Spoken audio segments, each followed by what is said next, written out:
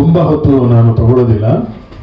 ತೀರ್ಪನ್ನ ನೀವು ಹಾಡೋವರೆಗೂ ನಾವು ಕಾತಿದ್ದೀವಿ, ನಾವು ಕೊಡೋವರೆಗೂ ನೀವು ಸ್ವಲ್ಪ ಕಲಿಬೇಕು ಅಷ್ಟೇ. ನಾನು ಮೊದಲೇ ಭಾಷಣ ಮಾಡಿದಾಗ ಒಂದು ನಿಮಿಷ ಹೇಳಿದೆ, ಯಾರೂ ಪರ್ಫೆಕ್ಟ್ ಇಲ್ಲ ಸಿಂಗರ್ಸು, ಹಾಗಾಗಿ ನೀವು ಏನು ಆತಂಕ ಪಡಬೇಕಾಗಿಲ್ಲ ಅಂತ. ರಾಜ್ಕುಮಾರ್ ಅವ್ರ ಬಗ್ಗೆ ಹೇಳಬೇಕಾದ್ರೆ, ಭಾಗ್ಯದ ಲಕ್ಷ್ಮಿ ವರ್ಮ ರೆಕಾರ್ಡಿಂಗು ಪ್ರಸಾದ್ ಸ್ಟುಡಿಯೋದಲ್ಲಿ ಮದ್ರಾಸ್ನಲ್ಲಿ ನಡೀತು. ನನ್ನ ಪೂರ್ವ ಜನ್ಮದ ಪುಣ್ಯ, ನಾನು ಆ ಸ್ಟುಡಿಯೋದಲ್ಲಿ ಇದ್ದೆ. ಯಾವ ಕವಿಯು ಬರೆಯಲಾರ ಗೀತೆಯನ್ನು ರಾಜ್ಕುಮಾರ್ ಅವರು ಹಾಡಿ ರೆಕಾರ್ಡ್ ಮುಗಿಸಿ ಆ ರೆಕಾರ್ಡಿಂಗ್ ಮುಗಿದಿತ್ತು. ಆದರೆ ರಾಜ್ಕುಮಾರ್ ಅವ್ರಿಗೆ ನಾನು ಹಾಡಿ ಸರಿ ಇದೆಯಾ ಇಲ್ವಾ ಅಂತ ಕನ್ಫರ್ಮ್ ಮಾಡ್ಕೋಬೇಕು ಅಂದರೆ ಅದಕ್ಕೆ ಜಿ ಕೆ ವೆಂಕಟೇಶ ಬರಬೇಕು. ಆ ಚಿತ್ರದ ಸಂಗೀತ ನಿರ್ದೇಶಕರು ಸಂಗೀತಂ ಶ್ರೀನಿವಾಸರಾವ್, ಅವ್ರಿಗೆ ಸಹಾಯ ಮಾಡಿದಂಥವ್ರು ವೈದ್ಯ ಅಂತ ಹೇಳಿ, ವೈದ್ಯನಾಥ್.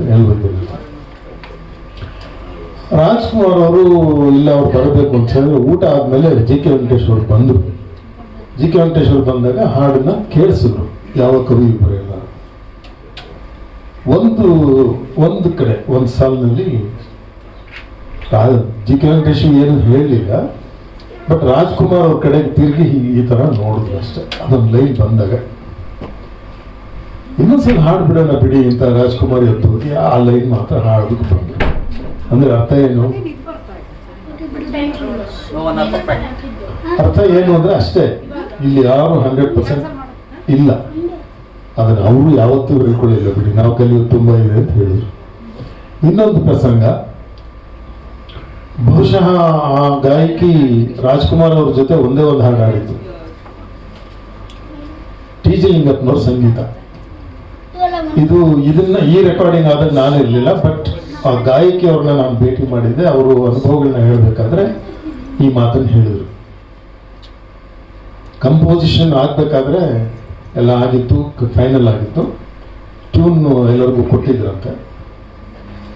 ಅಣ್ಣವ್ರು ಬಂದು, ಇದು ಹಮ್ಮಿಂಗ್, ಓಪನಿಂಗ್ ಹಮ್ಮಿಂಗ್ ತುಂಬ ಚೆನ್ನಾಗಿದೆ, ಇದನ್ನು ನನಗೆ ಕೊಟ್ಬಿಡಿ, ಫೀಮೇಲ್ ಸಿಂಗರಿಗೆ ಕೊಟ್ಟಿದ್ದೀರಾ, ಇದನ್ನು ನನಗೆ ಕೊಟ್ಬಿಡಿ, ನಾನು ಪ್ರಯತ್ನ ಮಾಡ್ತೀನಿ, ನನಗೆ ತುಂಬ ಇಷ್ಟ ಆಗಿದೆ ಅಂತ. ನೀವು ನಂಬೋದಿಲ್ಲ, ಮಧ್ಯಾಹ್ನ 2 ಗಂಟೆ ಶುರುವಾಗಿದ್ದ ರೆಕಾರ್ಡಿಂಗ್, ವಾಯ್ಸ್ ಮಿಕ್ಸಿಂಗು, ಮ್ಯೂಸಿಷಿಯನ್ಸ್ ಇರಲಿಲ್ಲ, ಟ್ರ್ಯಾಕ್ ಆಗಿತ್ತು. ಇದೇ ಥರ ರಾತ್ರಿ 9 ಗಂಟೆ ಆಗಿದೆ. ಅಣ್ಣವ್ರ ಕೈನಲ್ಲಿ ಆ ಲೈನ್ ಹಾಡೋಕ್ಕಾಗಿಲ್ಲ, ಅಂದರೆ ಆ ಹಮ್ಮಿಂಗ್ ಹಾಡೋಕ್ಕಾಗಲಿಲ್ಲ.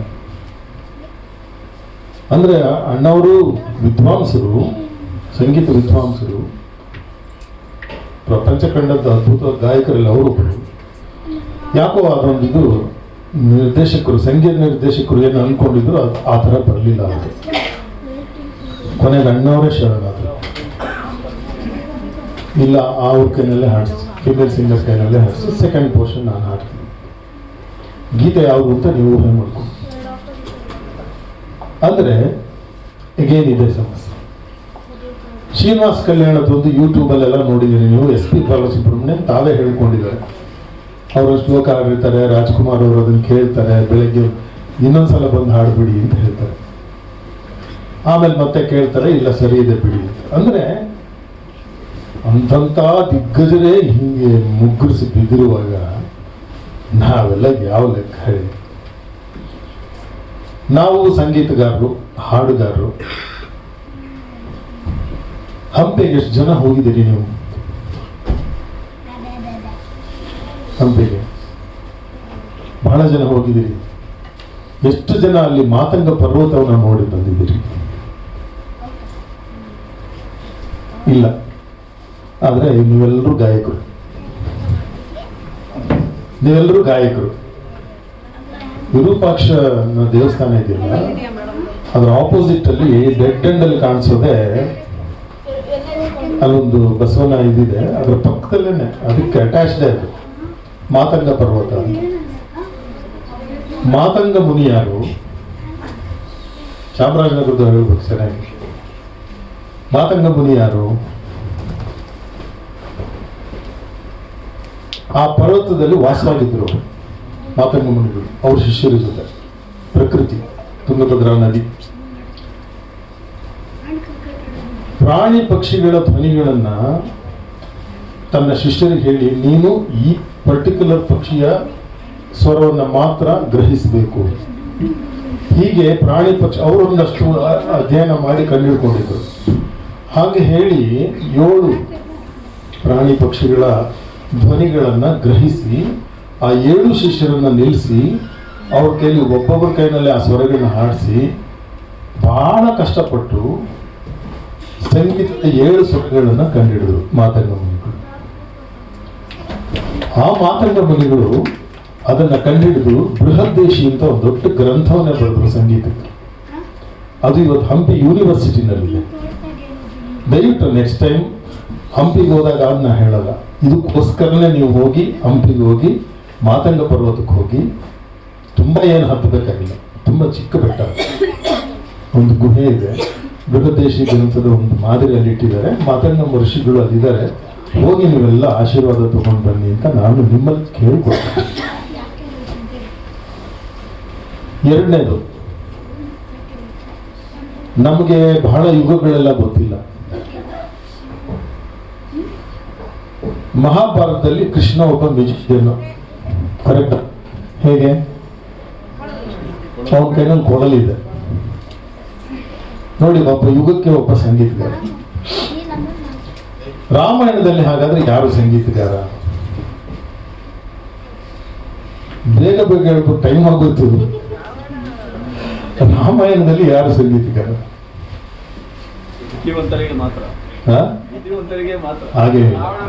ಹಾಗೇನಿಲ್ಲ. ರಾಮ ಕ್ಷತ್ರಿಯ, ಹೆಂಡತಿ ಬೇರೆ ಕಳ್ಕೊಂಡ್ಬಿಟ್ಟಿರ್ತಾನೆ. ರಾಮ ಲಕ್ಷ್ಮಣ ಇವರಿಬ್ಬರು ಕೂಡ ಆ ದಂಡಕಾರಣ್ಯದಲ್ಲಿ ನಡ್ಕೊಂಡು ಹೋಗಿ ಅವರೆಲ್ಲ ಅವ್ರ ಶ್ರಮ, ಅವರಿಗೆ ಯುದ್ಧದ ಶ್ರಮ ಒಂದು ಕಡೆ. ಅವ್ರನ್ನ ಸಮಾಧಾನ ಮಾಡೋದಕ್ಕೆ, ಅವರ ನೋವನ್ನ ಗ್ರಹಿಸಿ ಅವ್ರಿಗೆ ಸಂತೋಷವನ್ನು ಕೊಡೋದಕ್ಕೆ ಹಾಡ್ತಾ ಇದ್ದವನು ಹನುಮಂತ. ಆಂಜನೇಯ ಕಲ್ಲು ಕರಗಿಸುವಂತ ಶಕ್ತಿ ಇದ್ದಂತ ಒಬ್ಬ ಮಹಾನ್ ಸಂಗೀತಗಾರ. ಆ ಸಂಗೀತಗಾರನ ಆಶೀರ್ವಾದದಲ್ಲಿ, ವರದಲ್ಲಿ ಹುಟ್ಟಿದ ಪುಣ್ಯಾತ್ಮ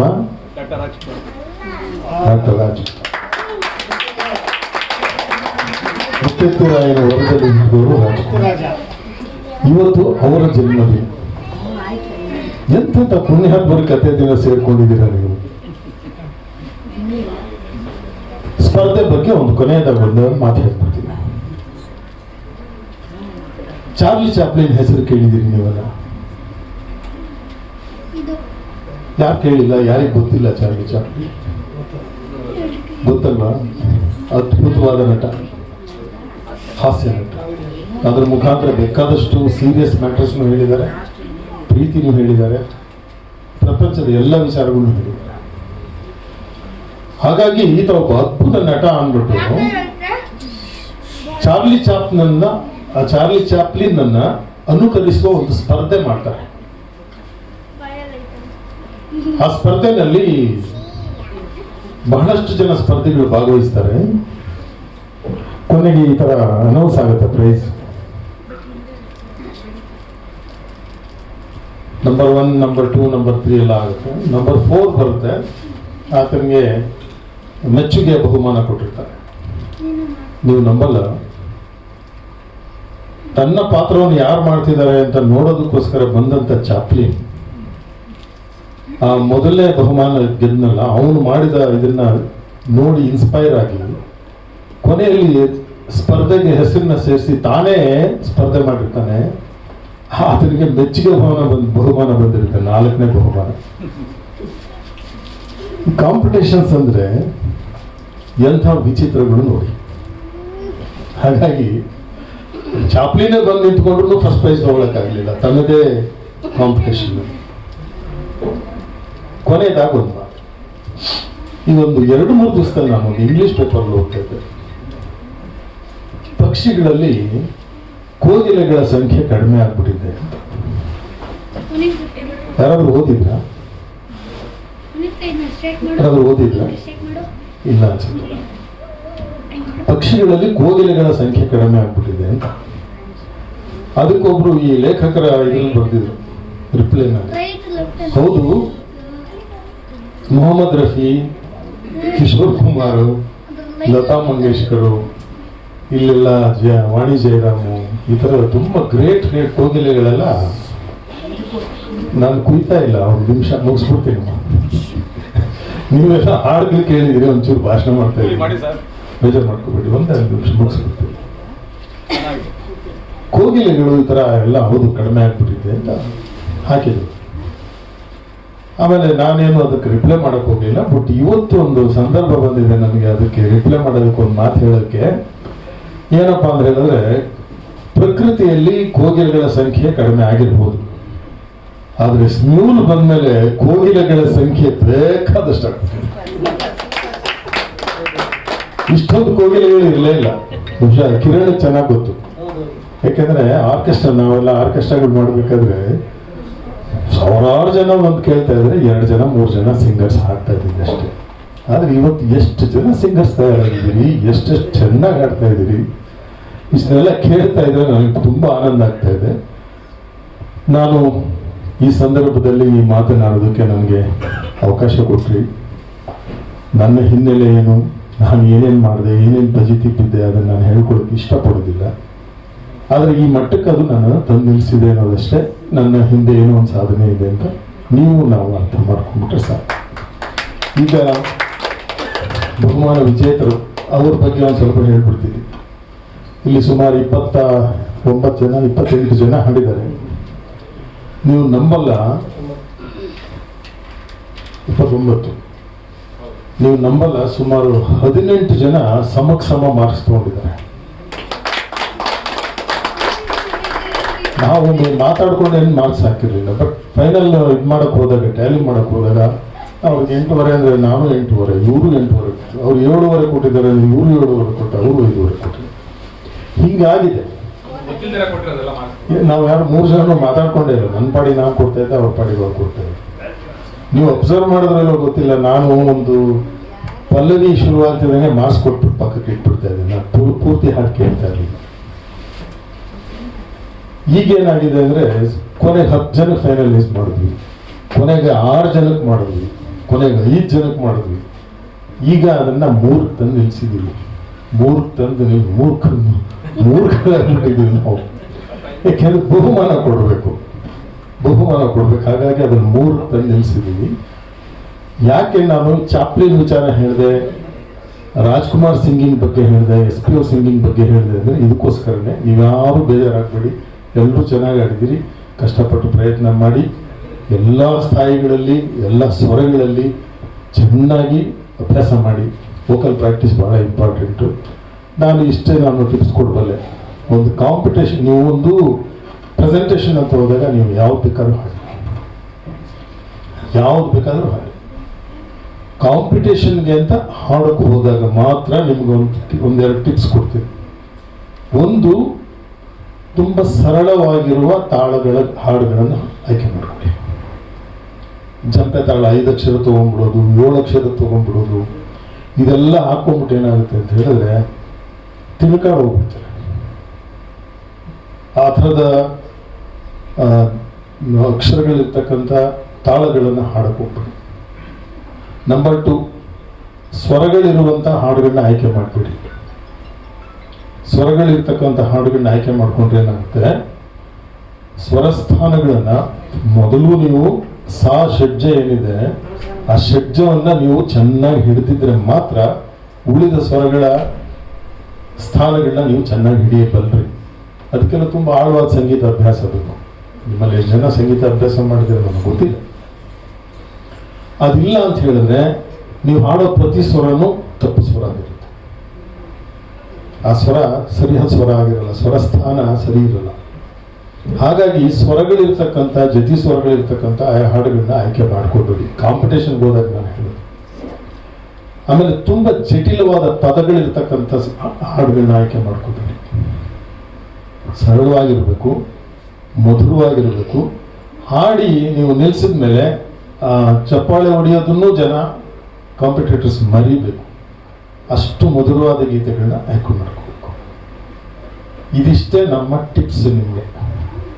ಇನ್ನೊಂದು ಟಿಪ್ಸ್ ಏನಿದೆ, ನಿಮಗೆ ಪ್ರತಿಯೊಬ್ಬ ಮನುಷ್ಯನಿಗೂ ಒಂದು ಟೆಂಪರ್ಮೆಂಟ್ ಅಂತ ಇರುತ್ತೆ. ಏನು ಟೆಂಪರ್ಮೆಂಟು, ನನಗೆ ಮಾತೆತ್ತಿದ್ರೆ ಸಿಟ್ಟು ಬರುತ್ತೆ, ಮಾತೆತ್ತಿದ್ರೆ ಸಿಟ್ಟು ಬರುತ್ತೆ, ಆ ಥರದ್ದು ನೋಡ್ತಿದೆ ಎಲ್ಲ ಕೋಪ ಬರುತ್ತೆ. ನೀವು ಬೇಕಾದ್ರೆ ಹೃದಯ ಸಮುದ್ರ ಕಲಕಿ ಸೆಲೆಕ್ಟ್ ಮಾಡ್ಕೊಳ್ಳಿ, ನಿಮ್ಮ ಟೆಂಪರ್ಮೆಂಟಿಗೆ ಸೂಟ್ ಆಗುತ್ತೆ.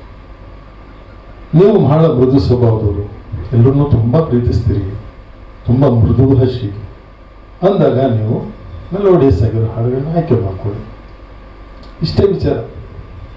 ಇದನ್ನು ಅಣ್ಣವರು ಎಲ್ಲ ವರ್ಗಗಳಿಂದ ಅಂದರೆ ಷಡ್ವರ್ಗಗಳು ಏನಿದೆ ಅದು ಎಲ್ಲದನ್ನು ಕೂಡ ಅವರು ಸಾಧಿಸಿದ್ರು, ಅಥವಾ ಅವ್ರಿಗೆ ಆ ಥರದೊಂದು ವರ ಇತ್ತು.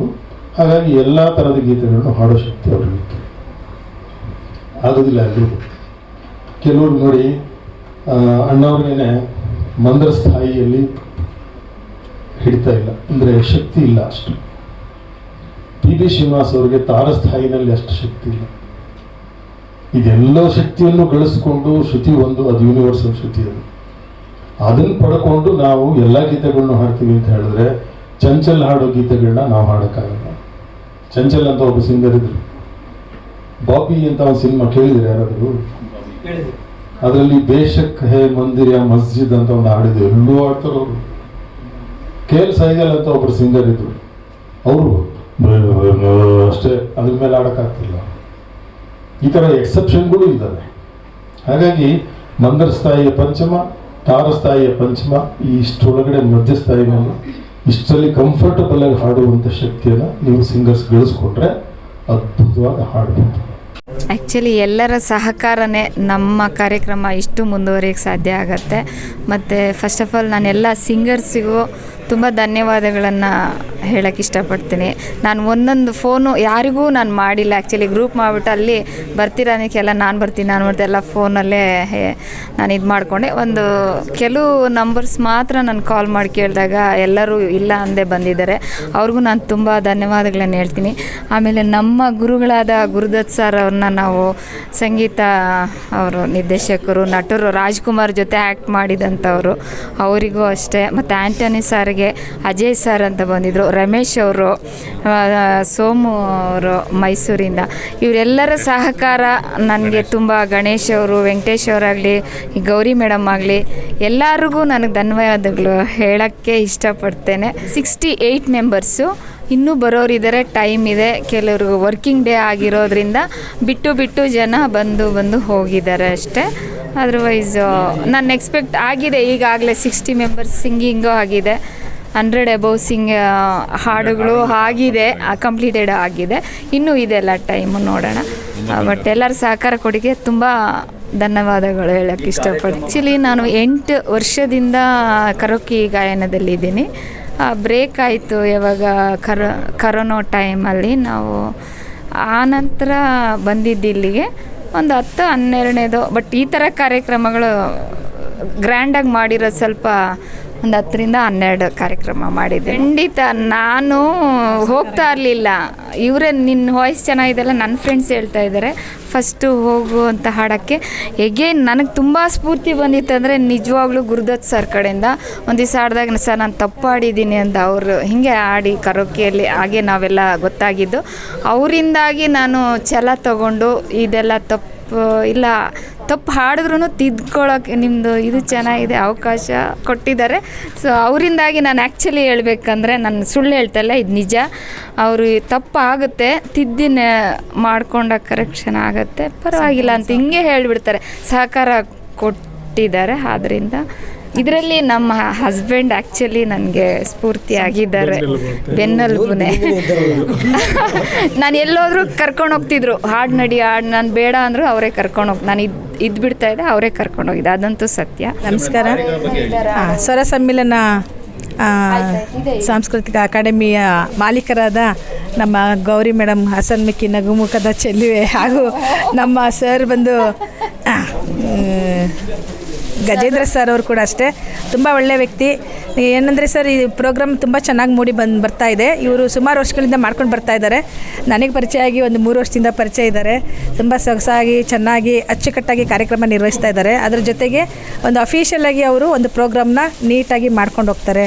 ನಾವು 3 ವರ್ಷದಿಂದ ಹೆಂಗೆ ಇದ್ದಾರೆ ಫಸ್ಟ್ ಸ್ಟಾರ್ಟಿಂಗಿಂದ ಅದೇ ರೀತಿ ಕೂಡ ಗಂಡ ಹೆಂಡತಿ ಇಬ್ಬರು ಕೂಡ ತುಂಬ ಚೆನ್ನಾಗಿ ನಮಗೆ ಆಧರಿಸ್ತಾ ಇದ್ದಾರೆ.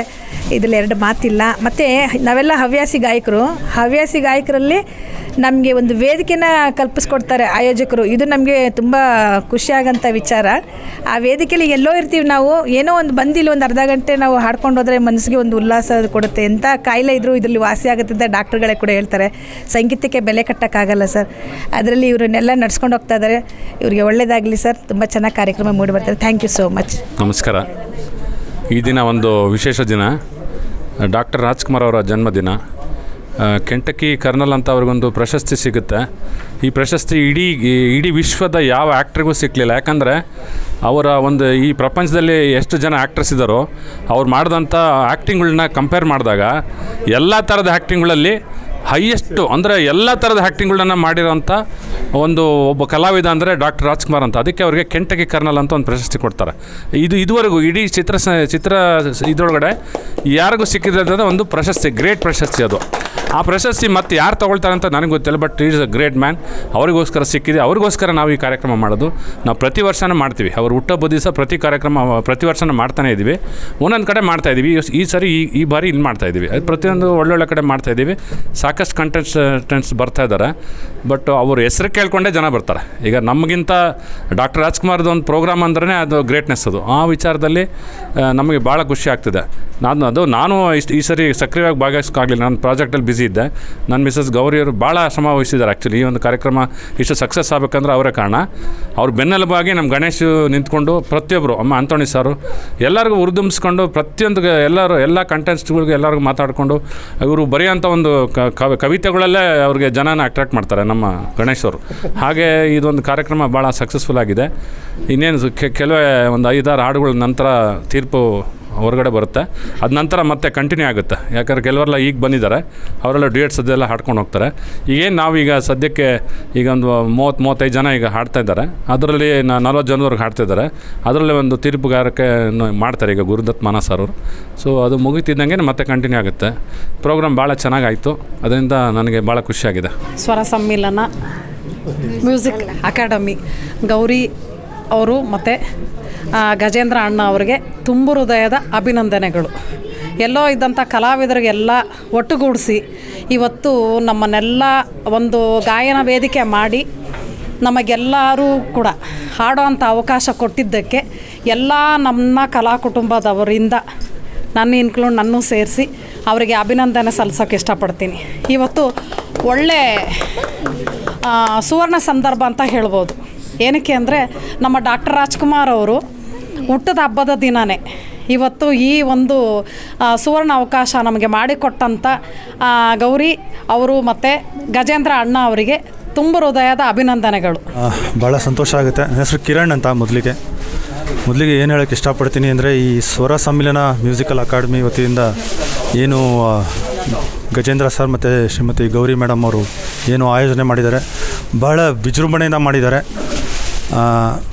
ಏನು ಕಾರ್ಯಕ್ರಮದ ಇದು ಬಂದು ನಮ್ಮ ನಾಡಿನ ಹೆಮ್ಮೆ ಅಂತ ಹೇಳ್ಬೋದು. ಯಾಕಂದರೆ ವರ್ನಟ ಪದ್ಮಭೂಷಣ ಪ್ರಶಸ್ತಿ ಪಡೆದಂಥ ಡಾಕ್ಟರ್ ರಾಜ್ಕುಮಾರ್ ಅವರ ಜಯಂತಿ ಭಾಳ ಸೊಗಸಾಗಿ ಮಾಡಿದ್ದಾರೆ. ಇದಕ್ಕೆ ಒಂದು ಸಿಂಗಿಂಗ್ ಕಾಂಪಿಟೇಷನ್ ಇಟ್ಟು ಭಾಳನೇ ಚೆನ್ನಾಗಿ ಮೂಡಿ ಬಂದಿದೆ. ಇದರಲ್ಲಿ ಒಬ್ಬ ತೀರ್ಪುಗಾರನಾಗಿ ನನ್ನನ್ನು ಇಲ್ಲಿ ಕರೆಸಿರೋದು ಸಂತೋಷದ ಜೊತೆಗೆ ಹೆಮ್ಮೆ ಕೂಡ ಅನಿಸುತ್ತೆ. ಭಾಳ ಸೊಗಸಾಗಿ, ಯಾಕಂದರೆ ಸಾರ್ ಹೇಳಿದ್ರು, ಗುರುದತ್ ಸರ್ ಎಲ್ಲ ಹೇಳಿದ್ದಾರೆ, ರಾಜ್ಕುಮಾರ್ ಅವರೇ ಸಾಟಿ. ಅವರು ಬೆಳೆದಂಥ ಒಂದು ಇದು ಕನ್ನಡ ಅಂದರೆ ರಾಜ್ಕುಮಾರ್ ಅಂದರೆ ಕನ್ನಡ, ಆ ಥರ ನಾವು ಎಲ್ಲರೂ ಭಾವಿಸ್ತೀವಿ. ಭಾಳ ಖುಷಿಯಾಗುತ್ತೆ ಆ್ಯಕ್ಚುಲಿ. ತುಂಬ ಚೆನ್ನಾಗಿ ಇನ್ನು ಕಾಂಪಿಟೇಷನ್ ಅಂತ ಬಂದಾಗ ಈ ಸ್ಥಾನಮಾನಗಳು ಏನು ರ್ಯಾಂಕಿಂಗ್ ಅಂತ ಕೊಡ್ತೀವಿ, ಇದೆಲ್ಲ ಒಂದು ನೆಪ ಅಷ್ಟೇ. ಎಲ್ಲರೂ ಒಳ್ಳೆಯ ಪ್ರಯತ್ನ, ಎಲ್ಲರೂ ಚೆನ್ನಾಗಿ ಹಾಡಿದ್ದಾರೆ. ಸ್ವಲ್ಪ ಹಾಗೆ ಹೀಗೆ ಆಡಿಯವರೆಲ್ಲ ಇಂಪ್ರೂವ್ ಆಗ್ತಾರೆ. ಎಲ್ಲ ಉದಯೋನ್ಮುಖ ಅಂತ ಏನು ಕರಿತೀವಿ, ಎಲ್ಲ ಚೆನ್ನಾಗಿ ಹಾಡ್ತಾರೆ. ಸ್ವರ ಸಮ್ಮಿಲನ ಮ್ಯೂಸಿಕಲ್ ಅಕಾಡೆಮಿಯವರು ಡಾಕ್ಟರ್ ರಾಜ್ಕುಮಾರ್ ಅವರ 97ನೇ ಜನ್ಮದಿನದಂದು ಒಂದು ಸಂಗೀತ ಕಾರ್ಯಕ್ರಮವನ್ನು ಹಮ್ಮಿಕೊಂಡಿದ್ದಾರೆ. ಸಂಗೀತ ಸ್ಪರ್ಧೆಯನ್ನು ಕೂಡ ಹಮ್ಮಿಕೊಂಡಿದ್ದಾರೆ. ಅದಕ್ಕೆ ನನ್ನನ್ನು ಅತಿಥಿಯಾಗಿ ಮತ್ತು ತೀರ್ಪುಗಾರನಾಗಿ ಇಲ್ಲಿ ನನ್ನನ್ನು ಆಹ್ವಾನಿಸಿದ್ದಾರೆ. ಇಂತಹ ಸುಸಂದರ್ಭದಲ್ಲಿ ನಾನು ಶ್ರೀಮತಿ ಗೌರಿ ಅವ್ರಿಗೂ ಮತ್ತು ಗಜೇಂದ್ರ ಅವ್ರಿಗೂ ಕೂಡ ವಿಶೇಷವಾಗಿ ಧನ್ಯವಾದಗಳನ್ನ ಅರ್ಪಿಸ್ತೇನೆ.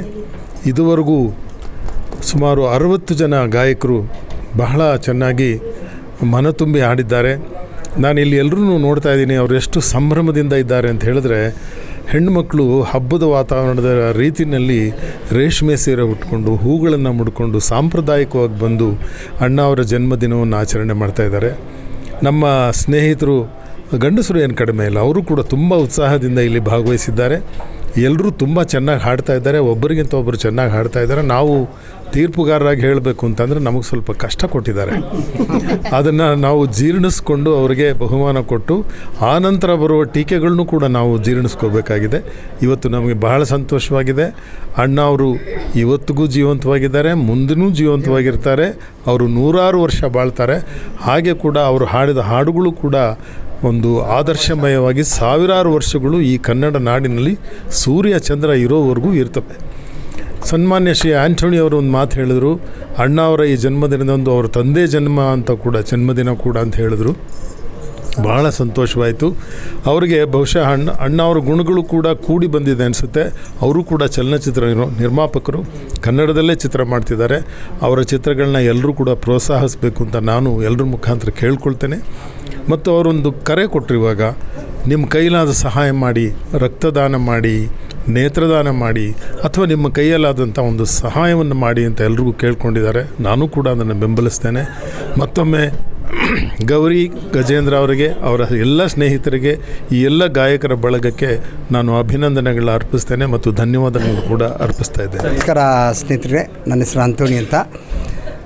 ನಮ್ಮ ಸ್ವರ ಸಮ್ಮಿಲನ ಮ್ಯೂಸಿಕ್ ತಂಡದಿಂದ ನಮ್ಮ ಗಜೇಂದ್ರ ಸಾರೂ ಗೌರಿಯಮ್ಮವರು ಒಳ್ಳೆ ನಮ್ಮ ರಾಜ್ಕುಮಾರ್ದು ಒಂದು ಬರ್ತ್ಡೇನ ಆಚರಣೆ ಮಾಡಿದ್ದಾರೆ. ನಿಜವಾಗ್ಲೂ ತುಂಬ ಸಂತೋಷ ಆಗುತ್ತೆ. ಇನ್ನೊಂದು ನನ್ನ ಆಸೆ ಏನಂದರೆ, ನಮ್ಮ ಆಸೆ ದಯವಿಟ್ಟು ನಿಮ್ಮ ಕೈಲಾದಷ್ಟು ರಕ್ತದಾನ ಮಾಡ್ಬೋದು, ಇಲ್ಲಾಂದರೆ ನೇತ್ರದಾನ ಮಾಡ್ಬೋದು, ಇಲ್ಲಾಂದರೆ ಒಬ್ರಿಗೆ ಸಹಾಯ ಮಾಡೋದು ತುಂಬ ನನಗೆ ಇದಾಗುತ್ತೆ. ಇವ್ರು ಮಾಡಿದ ಕಾರ್ಯಕ್ರಮ ತುಂಬ ಇಷ್ಟ ಆಯಿತು. ಇವತ್ತು ನಂದು ಕೆಲಸ ಕಾರ್ಯ ಬಿಟ್ಟು ರಾಜ್ಕುಮಾರ್ದು, ಈ ಕಡೆ ನಮ್ಮ ತಂದೆದು ಇಬ್ಬರದು ಸೇರಿ ಬರ್ತಡೇ. ಆಮೇಲೆ ನಮ್ಮ ಸ್ನೇಹಿತರು ಒಬ್ಬರು, ಅವ್ರ ಹೆಸರೇನು ಸೋಮಶೇಖರ್ದು ಇಲ್ಲಿ ಬರ್ತಡೇ ಆಯಿತು. ತುಂಬ ಖುಷಿಯಾಗುತ್ತೆ. ಇವಾಗ ಇಲ್ಲ ಸಾಂಗ್ಸ್ ಎಲ್ಲ ಕೇಳ್ತಾ ಇದ್ದರೆ ಎಲ್ಲೋ ಒಂಥರ ನಮಗೆ ಒಂದು ಟೆನ್ಷನ್ನು ಇರೋದಲ್ಲ. ಎಷ್ಟೋ ಬಿಸ್ನೆಸ್ ಟೆನ್ಷನ್ ಇರ್ತದೆ, ಅದೆಲ್ಲ ಪರಿಪೂರ್ಣವಾಗಿ ಮಾಯವಾಗ್ತದೆ.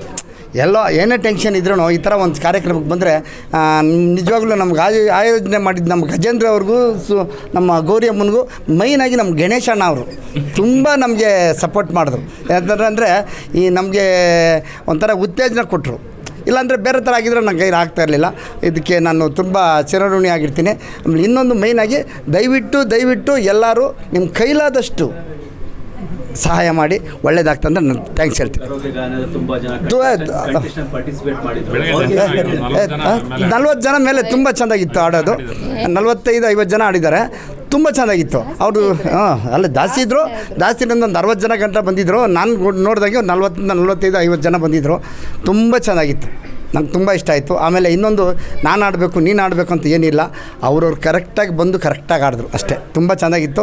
ತುಂಬ ಎಲ್ಲರಿಗೂ ಹೇಳ್ತಾ, ನಮಗೆ ನಮ್ಮ ಗಾನ ಉತ್ತರ ಎಲ್ಲ ಸ್ನೇಹಿತರಿಗೂ, ಎಲ್ಲ ದೇವ್ರುಗಳಿಗೂ, ನಮ್ಮ ರಾಜ್ಕುಮಾರ್ ಹೇಳೋದು ಅಭಿಮಾನಿ ದೇವ್ರುಗಳಿಗೆಲ್ಲ ನಾನು ಕೋಟಿ ನಮಸ್ಕಾರ ಹೇಳ್ತಾ ನಾನು ಮಾತು ಮುಗಿಸ್ತೀನಿ.